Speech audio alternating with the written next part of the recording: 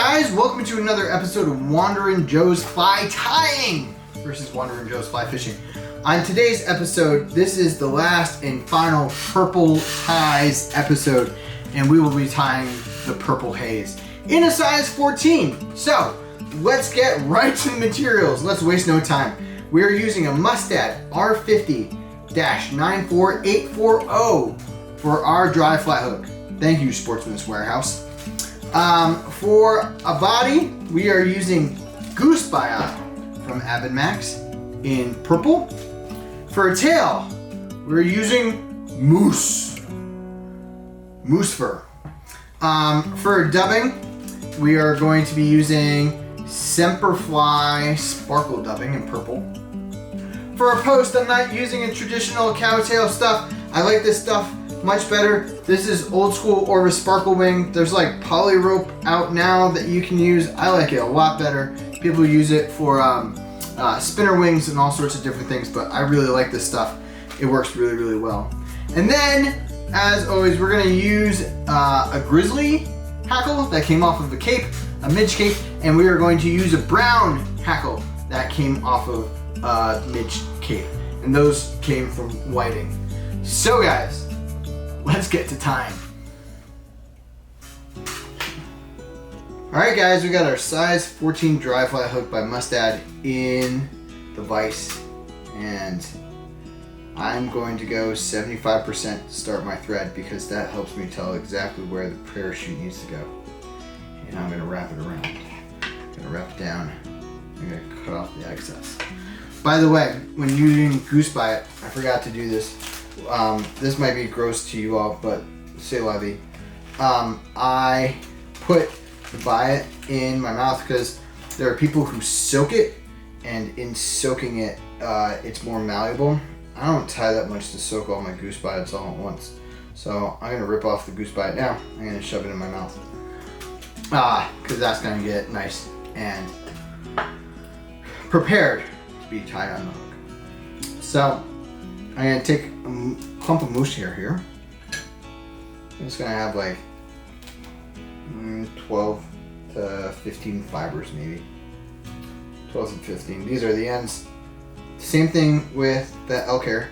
I'm going to spread them and then get all the dubbing out and the moose hair out wherever else. I'm going to put it in my medium stacker.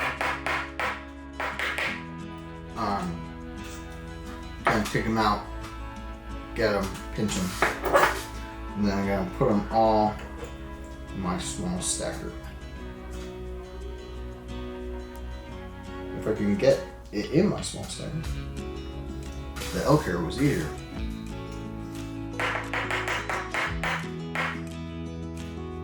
Okay, pop it out. Boom. And then I'm gonna measure double the hook length. I'm going to transfer it. I'm going to point them down towards me, and then I'm going to tighten them up just like that. And then wrap, wrap, wrap, wrap. Then I'm going to wrap forward, and then it'll help build a little bit of a taper. I don't do a ton of taper because I'm using the Goose Biot. I believe in thin twin. So we're going to cut off the excess here. Then I'm going to tie it back. So Goose Biot is always interesting because what direction it goes depends on whether rib or no rib. And so like there's a little notch, and I like notch up. And so what I do is I tie in my Goose Biot on the far side, if I can. Sometimes it's a little difficult. And then I'll wrap it back. But notch is still up. Notch is still up. Okay. Go back to the tail. And then we'll go back to 75%. So this is where I'll take my sparkle wing and cut off a piece. And I don't just cut off a piece, I cut off a piece and then I break that piece into half. Because a full sparkle wing, like all this stuff, it just seems too much for a post. That's why I do half. So I'm gonna cut off the frayed excess. Gonna go down, cut off a section of sparkle wing here. See? Sparkle wing. And then I'm gonna 50-50 it. Okay. So then I'm gonna tie it in like spinner wings. So I'm gonna put 1-2 wraps, pull it back, pull the other front, try and get the moose hair out of the way. And I'm gonna put 1-2 wraps. And then it's way too far up, so you get to adjust it. And then after you're done adjusting it, you put 2 wraps in, and then you lock it in. Okay? And then you further lock it in by starting the post, but not finishing the post. Just put 2, 3, 4. Boom. That happens all the time. This is posts are not something to do if you get easily frustrated. 2, 3, 4. Okay. Lock it in. And then I'm going to throw in a whip finish so I can start wrapping up my goose biot. Now I'm just gonna like twist the sparkle wing forward. Okay. So 1. Watch the hook. 2, 3, 4. Gonna pinch. Gonna pinch. Gonna come underneath. Two-handed. It helps. It makes it easier. Get this out of the way.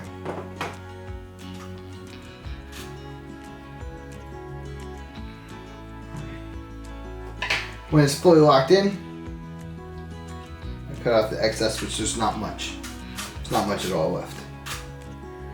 And then we'll start with the front. So I'm going to start with my Grizzly hackle, and I'm going to start with it, just strip off, I don't know, half a fingernail off the end to make sure there's enough room.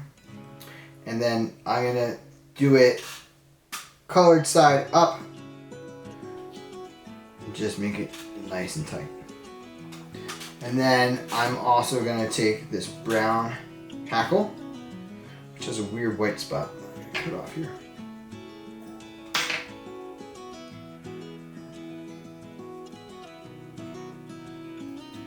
And then I'm going to tie that in dark side up. Okay. And get all the way next to the post. And then you tie your post. I flip my bobbin all the way upside down. I take a pause every wrap just to make sure it's nice and tight. I can't tell you how many wraps to do in the post. I can't, because I've tried to do it that way and it just doesn't work out well for me. What I can do is make sure that, like, by sight it is as tall as I need it to be.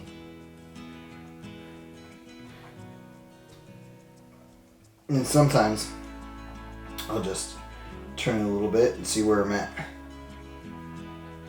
I betcha 3.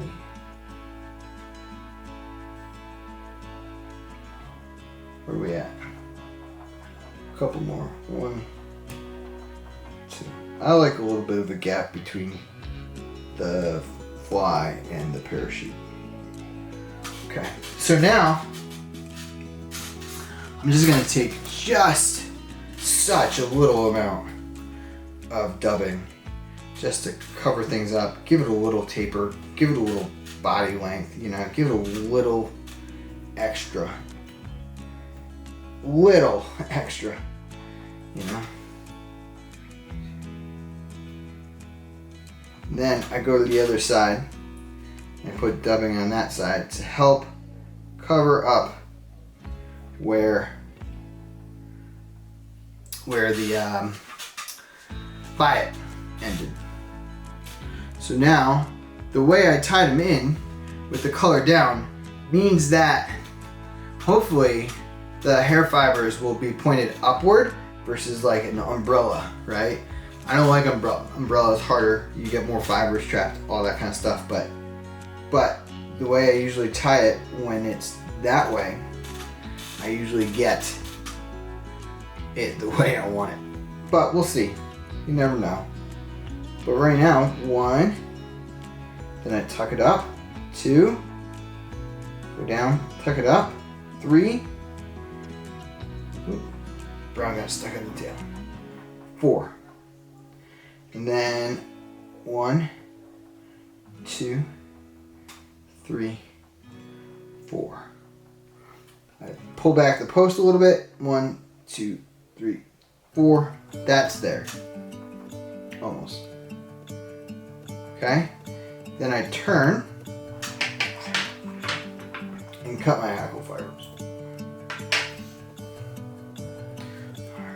I take my whip finish tool, 1, 2, 3, 4, and come in underneath it. And then I take my post, I like a little longer post.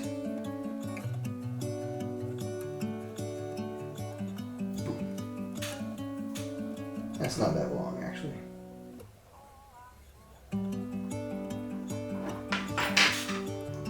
There we go, guys. That's the purple haze. That's the purple haze. Well, guys, I'm pretty proud of the purple haze that I did. I mean, it looks really nice and it'll definitely fish. I wish I could get my caddis from last week to be as nice as this, but I think I need to tie a lot more caddis and eventually I'll get there. But anyway, guys, I'm done tying now. This is it.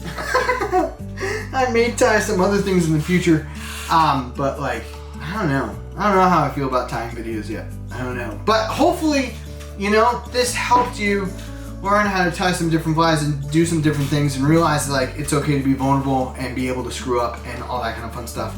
But purple haze is done. The purple flies is done. On to the next adventure. If you liked the video, hit subscribe. If you liked the video, hit like, comment, share, whatever you want to do. It's totally up to you. As always, take care of yourselves. Be well, and I'll see you on the next one.